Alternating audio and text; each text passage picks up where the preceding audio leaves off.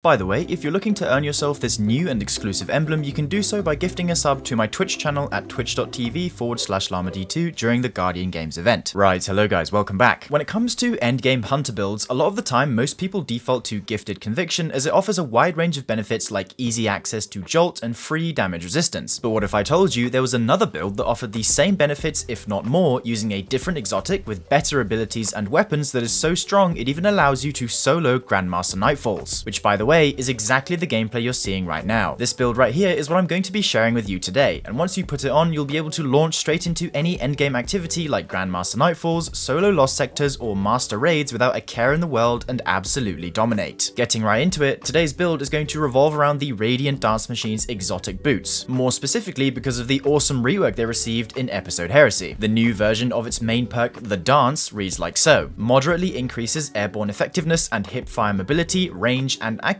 for weapons that use primary ammo. This part essentially makes your weapons feel really good, and I mean really good, when firing from the hip. The accuracy is really nice and very noticeable. And the second part reads, final blows with primary ammo weapons return dodge energy which can overflow to create additional charges when full. This is the part we're really interested in, because now for simply getting a kill with your primary ammo weapon, you'll regain exactly 1/3 of your dodge back, meaning you only need 3 kills to fully refund it. And furthermore, if the enemy you defeat is orange bar or above, it only takes 1 kill to fully recharge it. After your first dodge returns, subsequent kills will grant bonus charges following the same logic, letting you hold up to 2 extra in reserve. It should be noted that regardless of which specific dodge you have equipped, you will always gain the same amount of energy per kill, so even if you have Acrobat Dodge equipped, which by default has a 1 minute and 22-second cooldown, it still takes 3 kills to fully recharge it. The other half of the build comes from the changes made to the Ascension aspect also in Episode Heresy, because now activating Ascension triggers the effects of your equipped class ability and is able to spawn a Strand clone when using Threaded Spectre. So if you take Acrobat Dodge, Threaded Spectre, and Ascension, every time you use Ascension, you number 1 become Radiant for 10 seconds, number 2 become Amplified for 15 seconds, and number 3 spawn a Strand clone that absorbs all incoming fire. And it's this interaction that's the core of today's build. With the setup I'm about to explain to you, you're going to be able to spam your Ascension incredibly often, become nearly unkillable with the help of your clone and amplified, be able to charge your Transcendence and Super really fast thanks to an S tier weapon choice, and to be honest with you, this build is just super fun to use and will definitely give your current hunter builds a run for their money. So let's dive right in. But before we get stuck in, I'd encourage you to join my community Discord server. A big goal of mine this year is to expand my community, and if you're looking for a place where you can check out my full catalogue of builds and hang out with me and the rest of our awesome community we have here, then do consider joining, link in the description. Alright then, starting things off with our super of choice, we have Marksman Golden Gun. 1, because it's a roaming super, and with the recent changes made in Revenant, it's able to charge really fast as long as you're dealing constant damage, and 2, it's one of only 2 supers on Prismatic Hunter which has a unique interaction with Ascension, the other being Silk Strike. The interaction in question is that when you pop your super, you are then able to spam your Ascension as many times as you'd like, at least until the super ends. You don't even need to have your dodge fully charged in the first place. As long as you're in super, you can keep on using it, which can lead to some cool moments like this.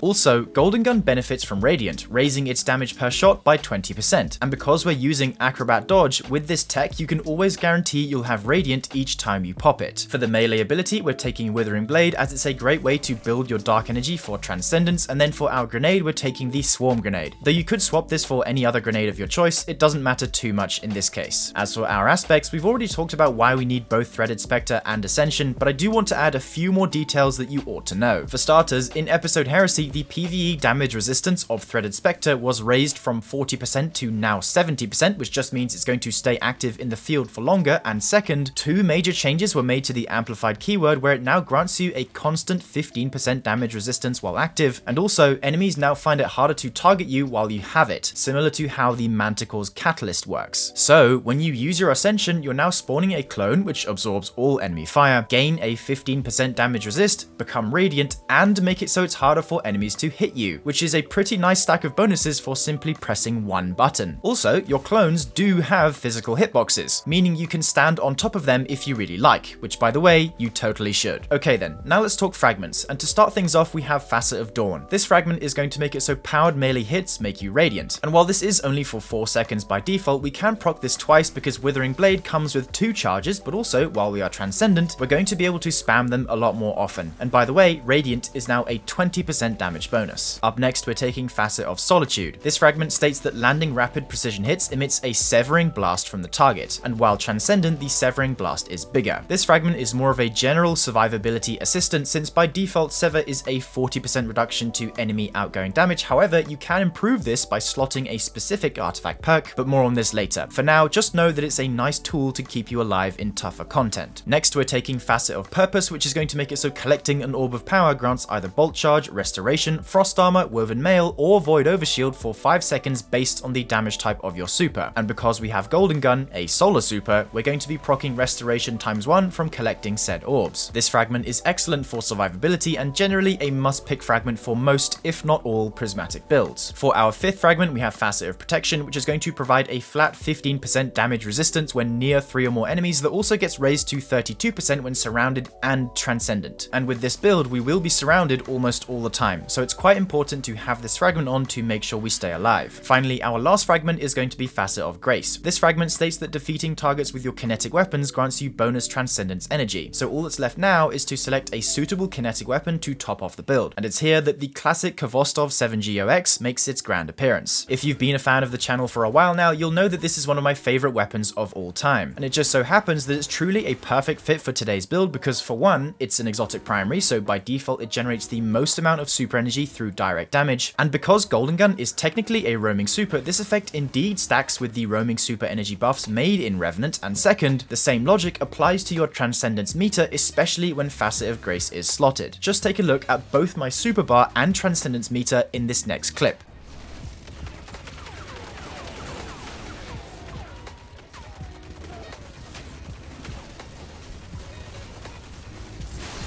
So yeah, with that amount of energy return, this weapon is a no-brainer choice here since who doesn't want rapid supers and Transcendence? But to top it all off, Kvostov also has shoot loot, so you don't have to run and collect the orbs you make. Simply shoot them and carry on as you were. As for your other weapons, I'd recommend going with a rocket sidearm like Aberrant Action or the new Lotus Eater with Repulsor Brace destabilizing rounds. And if you have it, I'd go for Lotus Eater since it can take advantage of all of the Void artifact perks this season. And speaking of, let's tackle the artifact now. In column 2, we're taking Volatile Marksman, specifically for the boost, which states that volatile detonations grant class ability energy, and per kill it's roughly 10%, which is nowhere near as much as Radiant Dance Machines. However, it does give your secondary weapon an avenue of regenerating your class ability while also proccing Void Overshield from Repulsor Brace. So no matter what weapon you're getting kills with, you'll always be getting your dodge energy back. Next, in column 3, we're taking Dielectric, which is going to make it so defeating arc debuff targets grants Bolt Charge, and because the rest of the build has no way of getting Bolt Charge, this mod is quite important since it pairs very nicely with the Jolt from Ascension. Staying in column 3, we now want Disruptor Spike, which states that it improves the effects of Exhaust and Sever, lowering a target's damage output even further. And remember how I said that by default Sever is a 40% enemy outgoing damage reduction? Well, with this mod, this now gets raised to 52%, which is a pretty substantial upgrade, so definitely take this mod to pair with your Facet of Solitude procs. Lastly, in column 3, we're taking Elemental Siphon. This perk states that rapid final blows with a kinetic weapon or a weapon matching your equipped super creates an elemental pickup that matches your equipped super. So when paired with Kvostov, this means that multi-kills will generate fire sprites, which when collected grant a small chunk of grenade energy. Furthermore, Elemental Siphon also has a boost, which you can earn by reaching rank 7 of the Path of Ambition, which makes it so elemental pickups grant matching super energy when collected, which just means that we're going to be charging Golden Gun even faster. I also recommend you take Flashover from column 4 to make it so when you gain maximum bolt charge, you also become amplified and your lightning bolts deal 2.5 times more damage. Then pair this with Defibrillating Blast in column 5 so that stunning a champion grants maximum stacks of bolt charge and your lightning bolts heal you and apply Jolt, mainly for if you decide to take this build into champion dense content like Grandmaster Nightfalls. Lastly, we're taking Limit Break in column 5, which states that casting a super while you are critically wounded or have an elemental buff matching your super element grants a period of increased super damage, which by the way is a 30% damage boost. So before you cast your Golden Gun, make sure you pop your Ascension to become Radiant, then pop it so you have the full benefits from Limit Break. As far as your stats are concerned, I would prioritize getting 100 in both resilience and discipline, then pouring the rest into recovery. Okay then, let's wrap it up like we always do by talking about our mod selection. Starting with the helmet, we're taking Kinetic Siphon so Kvostov can make orbs on double kills, then 1 copy of Hands On and 1 copy of Ashes to Assets for some bonus super energy. For the gloves, we have 1 Kinetic Loader to make Kvostov feel buttery smooth, 1 copy of Momentum Transfer for some bonus melee energy on grenade damage, and Fastball so that our grenade travels further. For the chest piece, we have general resist mods like always. Then for the boots, you'll be needing 1 Kinetic Surge to improve the damage of Kvostov by 10%, Invigoration for some bonus melee energy on orb pickup, then Recuperation for a small health bump also on orb pickup. Finishing with the class item, because Ascension doesn't work with most, if not all, class item based perks, I've simply gone for Proximity Ward and 2 copies of Time Dilation so that our Kinetic Surge can last even longer. As far as the gameplay loop is concerned, your goal should be to get in the enemy's faces, pop your Ascension, then get as many kills as you can with Kvostov, then repeat the whole process. It's a really simple loop, but incredibly effective at the same time. Once you have your super, feel free to use the Infinite Ascension tech to create lots of clones, then use your shots to create maximum value. And there we have it. I hope you enjoyed the build and consider giving it a try. Here is the fashion I used, and yes, it is just the Star Wars Hunter set, but to be fair, Abyssinian Gold is a great shader to make RDMs match the color. And as always, there will be a dim link in the description. One last thing, when this video goes up, I'm going to be live on Twitch at twitch.tv/llama-d2. So do come say hi and maybe drop a follow as well. I'll see you there. Anyway, that's all for today. I'll see you in the next one. Bye for now, dear viewer.